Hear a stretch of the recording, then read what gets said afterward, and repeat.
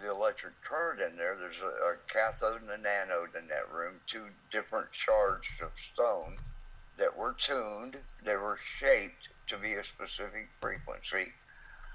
That electrolysis, then the gas from that whistled up through yet another conductive tunnel into the grand gallery that's got 22 slots in the top and the bottom of it for tuning reeds.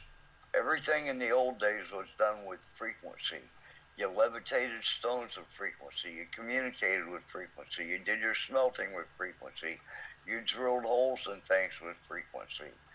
So this frequency is resonating up through there, and it gives you a microwave frequency that goes up into the king's chamber. There are 5 perfectly, on 3 sides, perfectly formed stones above the king's chamber that are just huge. But the tops of each of these perfectly smooth stones are pitted, and chunks out of them and drill holes.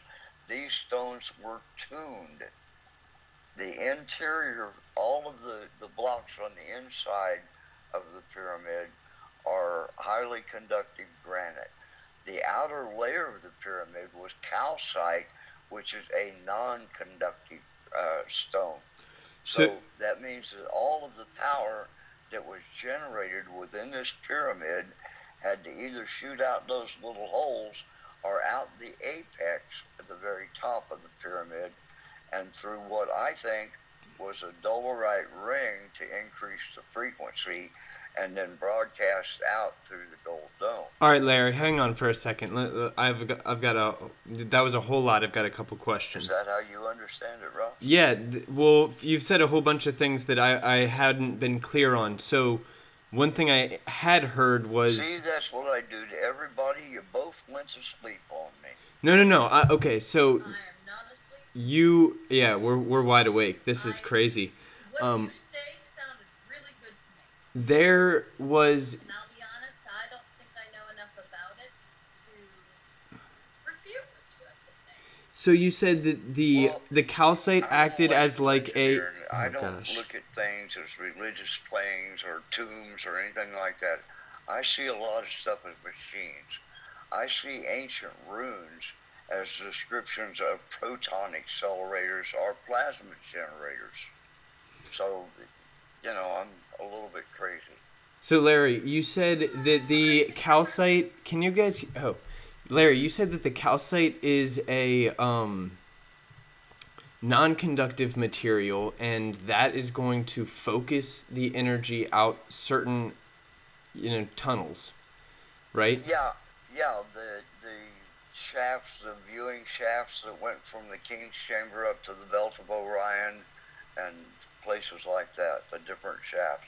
Now, the 2 shafts going into the Queen's Chamber could have simply been to fill that up with electrolyte. So you're saying they're able to shoot energy created at different frequencies out of these different passageways in directions that they've aimed at specific stars and star constellations. Absolutely. Whoa. Absolutely. Communication, transportation, teleportation. Transportation. Interesting. Wow, Larry, this is... Okay. So in the frequency out of the King's Chamber, is that going to be the 423 or 432? Okay, originally it was 432, yes, but one of those giant stones above the King's Chamber has cracked, and now the last guy that was in it, the engineer that goes over and studies them and makes videos about the machine cuts and stuff, he went in there and measured the frequency, and it's 440 now. And that in itself is a disaster. Why is that? That is the frequency that was instilled during World War II, and it hurts everybody. It keeps people agitated. It keeps you dull-witted.